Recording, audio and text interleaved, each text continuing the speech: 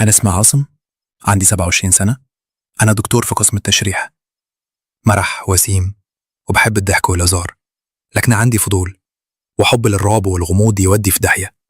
عمري ما كنت أتخيل إني أعيش قصة من قصص الرعب اللي حوساني. أنا اتخرجت من حوالي 2 سنين وتعينت على طول طبعا في مستشفى في قسم التشريح، ومن كتر الحالات اللي شفتها واشتغلتها اتعودت ومشاعري ماتت خالص، وبقيت تقريبا بدون أي إحساس أو خوف، وخصوصا في الشغل.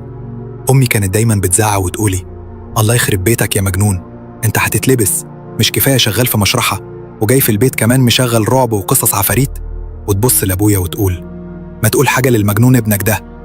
بابا دايما يبص لي بابتسامة ويقول: ابني حبيبي، سيد الرجالة، اعمل اللي انت بتحبه وملكش دعوة بأمك، وانا واثق انك مستحيل تعمل حاجة غلط. وتبدأ أمي تمسك في خناق أبويا، وانا بسيبهم وادخل اشوف كم قصة رعب قبل ما انام. انا وحيد، أبويا وأمي ما خلفوش غيري ومتدلع لآخر الحدود، لكن رغم كده طلعت راجل برضو قد المسؤولية. وبابا ما كانش مخليني أنا وماما محتاجين حاجة لحد ما جه اليوم المشؤوم. في يوم كنت رايح المستشفى، ولما وصلت لقيت الدنيا زحمة جدا عند باب المستشفى، تقريبا أكتر من 300 فرد، وده مش مبالغة مني والله، بس الدنيا كانت زحمة جدا وكل الناس زعلانين وبيبكوا. وفهمت من حزن الناس إن في حد مهم وغالي مات. سألت العامل اللي في المشرحة وقلت: مين الحالة الأخيرة؟ الراجل ده عمل إيه علشان الناس تحزن عليه بالشكل ده؟ العامل قال: يا دكتور، ده بيقولوا إن اسمه الشيخ صالح، شيخ كبير قوي قوي، ومفيش حد راح عنده غيره ومشكلته اتحلت، لكن مات فجأة يا دكتور. ما كانش تعبان وما كانش حد متوقع إنه يموت. من حكم خبرتي في الرعب، دايما الجماعة اللي زي دول بيبقوا نصابين ودجالين. اتعقمت ودخلت غرفة التشريح أنا والمساعدين، وكانت الجثة جاهزة للتشريح. خليني أوصف شكله: وش أسود، عيون بيضة مفتوحين على الآخر، وفاتح بقه كأنه بيصرخ، وتقريبا كده مات بسبب اللي شافه. على وشه غضب ربنا من اللي كان بيعمله. فضلت متنح في عينيه اللي بتبص في السقف شوية، وفجأة حرك مني عينه ناحيتي. صرخت، اللي كانوا معايا اتخضوا لما صرخت. اعتذرت بسرعة ورجعت بصيت على وشه، لقيته طبيعي، مغمض عينيه وقافل بقه، نفس الوش الأسود اللي عليه غضب ربنا، لكن بقه وعينيه اللي كانوا مفتوحين من ثواني اتقفلوا. سألت اللي معايا وقلت: انتوا مش ملاحظين حاجة غريبة؟ الجثة كانت فاتحة بقها وعينيها وفجأة قفلتهم. ردهم كان غير متوقع: لا يا دكتور، الجثة من الأول مغمضة وقافلة بقها.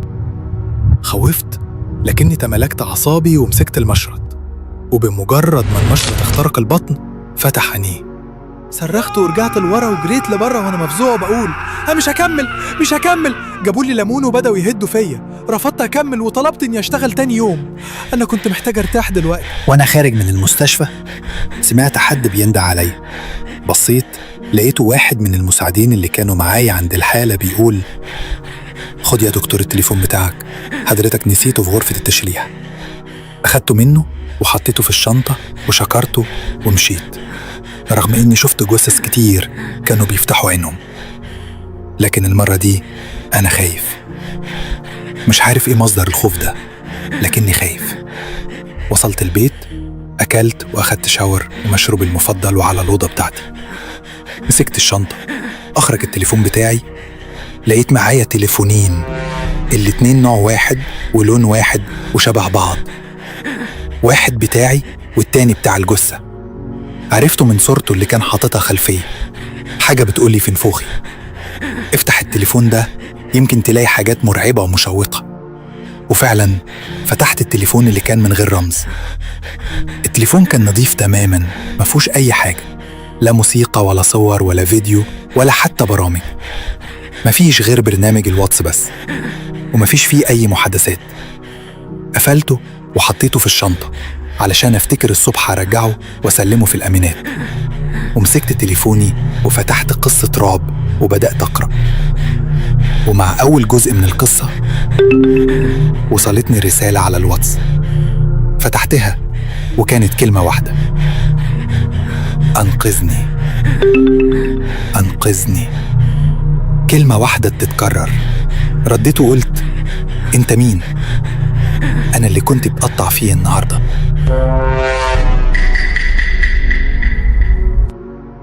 شهقت من الخوف وكنت حاسس إني هعملها على روحي، وجسمي كله مليان عرق من الخوف. يا ليلة سودة، الجثة بتراسلني. مسكت شنطتي بعيادي مرتعشة وطلعت التليفون بتاع الجثة وفتحت الواتس، والمفاجأة إني لقيت المحادثة برقم وفيها نفس الشات اللي لسه حاصل دلوقتي. في الوقت ده النور قطع. فضلت أنادي بصوت عالي: يا بابا، يا ماما، يا بابا. جم يجروا عليا. بابا حضني وقال: اهدى يا ابني، مفيش حاجة، اهدى واحكي لي مالك. أمي واقفة بتقول: ما أنا بقول إنك هتتلبس من الزفت اللي أنت على طول بتسمع فيه ده. طلبت من بابا وماما يناموا معايا في الأوضة، وبعد وقت مش كتير نمت. تاني يوم رحت المشرحة، وعلى غير العادة ما كانش في حد موجود غير الأمن. دخلت المستشفى واتجهت على المشرحة. دخلت الممر لكنه كان ضلمة. حاولت أشغل النور لكنه فاصل، مفيش غير نور ضعيف خارج من المشرحة، والمشرحة في آخر الممر، وطول الممر تقريباً كده 12 متر. مشيت في الممر ووصلت آخره. كانت المشرحة لكنها زي ما تكون كده معجورة. شفت كل أبواب تلاجات الجثث مفتوحة وعليها تراب، وفي نص غرفة المشرحة في أنبوبة أكسجين كبيرة واقفة، والتراب مغطي المكان كأن محدش دخلها من سنين. كل ده شفته على نور لمبة واحدة غرقانة في الضلمة. الخوف اتملك مني، المنظر زي أفلام الرعب. نبضات قلبي بدأت تتسارع وبدأت أرجع ببطء. لفيت بجسمي علشان أرجع، لقيت الممر اللي كان 10 متر بقى تقريباً 1000 متر. سرحت وجريت وسمع صوت خبط كأن في حد بيجري ورايا، وممزوج مع أصوات صراخ ناس بتتألم وكأن كائنات جهنم بيجروا ورايا. الممر مش بيخلص وأنا من الخوف مش قادر حتى أبص ورايا. وفجأة لقيت صالح واقف في آخر الممر. كان واقف على باب المدخل، خايف أقف اللي بيجري ورايا يأذيني.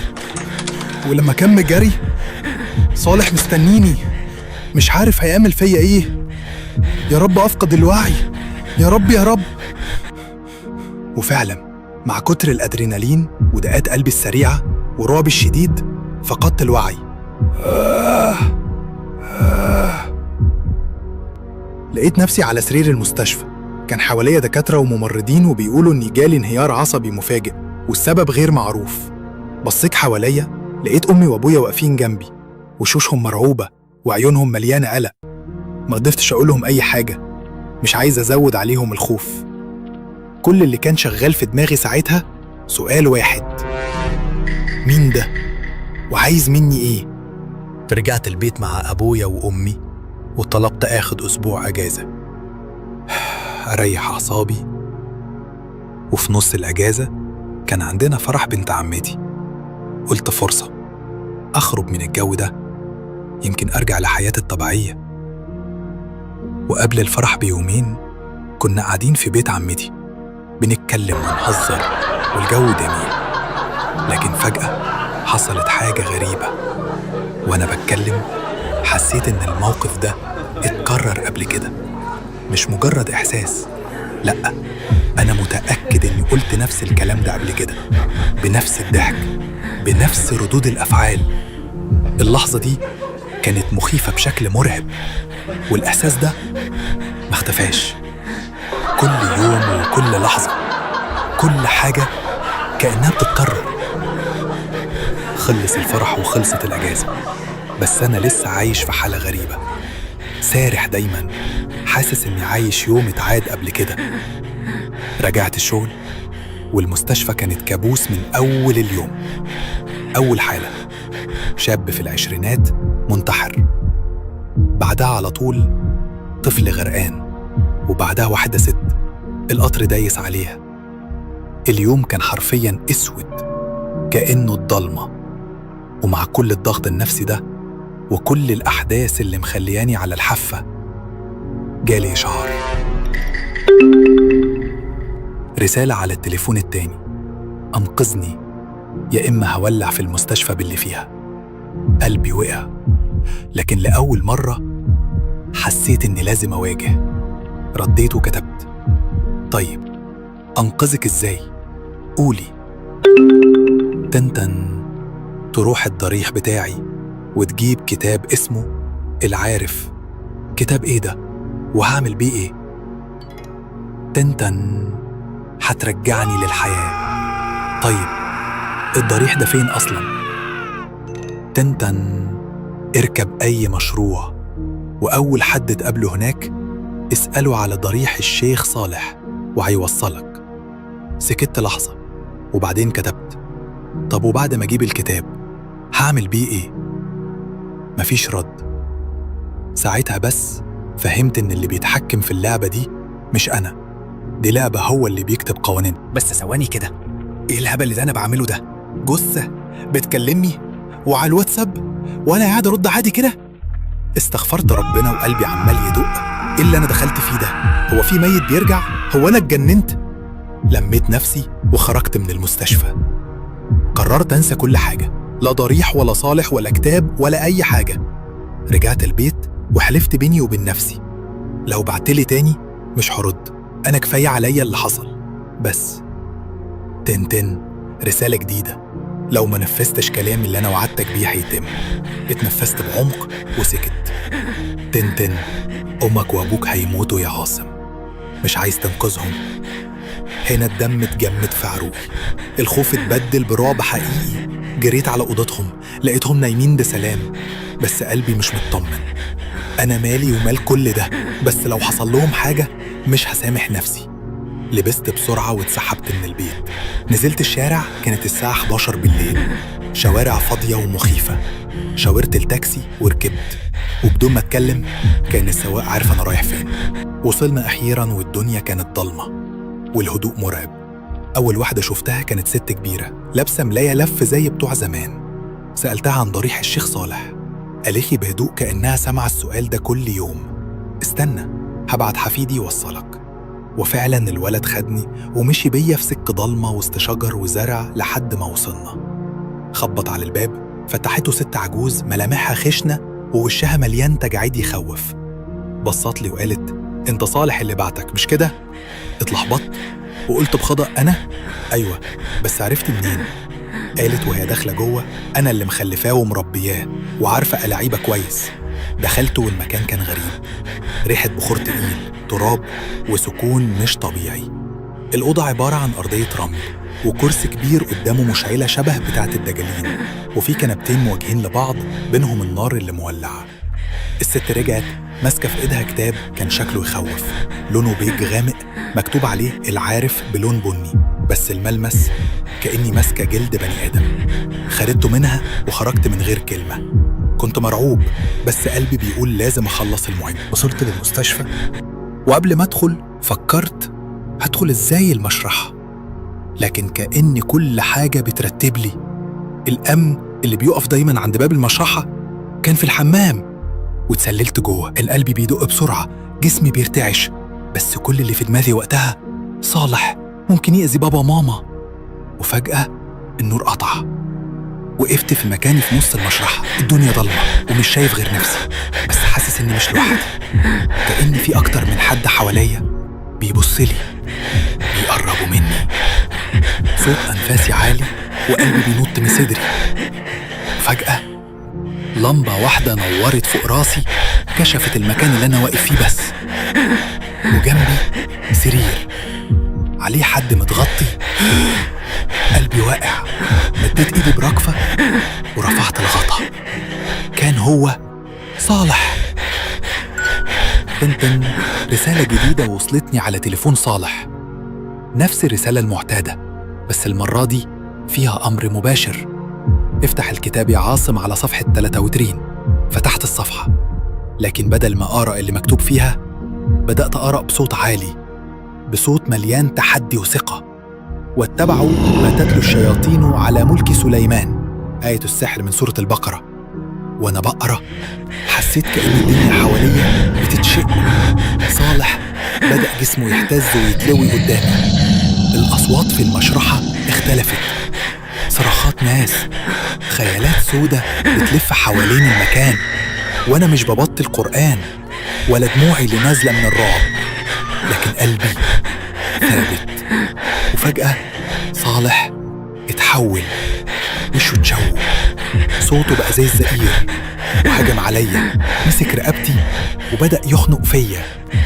إيده كانت باردة وناشفة كأنها حجر. حسيت روحي بتطلع وكل حاجة بقت سودة قدامي. فقدت الوعي. لقيت نفسي في غابة ضلمة مليانة جثث متعلقة على الأشجار والخوف في كل حاجة.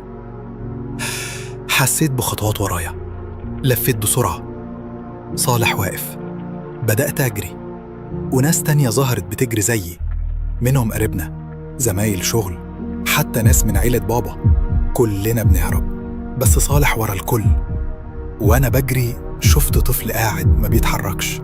مسكته من إيده وجريت بيه، لكن الناس اختفوا والغابة اتحولت لقرية مهجورة زي الواحات. الشمس نار والبيت اللي قدامنا من طين. الطفل دخل وأنا شفت نفسي واقف قدام الباب كأني نسختين، واحدة داخلة والتانية بتتفرج. النسخة اللي دخلت رجعت تجري والطفل وراها. شكله اتغير، بقى مرعب. صوته بيصرخ: مش هخليك تعرف السر، مش هخليك تعرف السر. صحيت مفزوع وقلبي بينط والكوابيس لسه ما خلصتش. الدولاب بدأ يفتح لوحده، ظلال سودا خرجت منه. جريت وانا بند على بابا وماما، لكن الطريق بقى أطول، كأن الطرقة بتتمدد.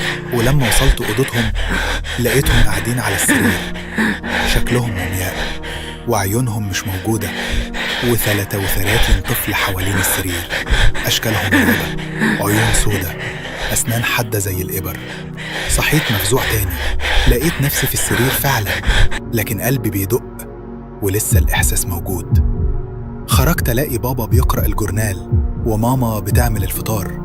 قالوا لي: صباح الخير يا ابني، شكلك تعبان، بلاش تروح المستشفى النهاردة. رديت: لا عادي، أنا كويس، المهم انتم. قال بابا: احنا بخير يا حبيبي وعايزين نفرح بيك. حضنته وبدأت أجهز نفسي وأخرج، لكن أول ما فتحت الباب كل حاجة اتغيرت. الشارع اللي قدام البيت بقى هو شارع المستشفى. وقفت مصدوم. من ورايا جت عربية فيها جدتي وأمي وصاحب بابا.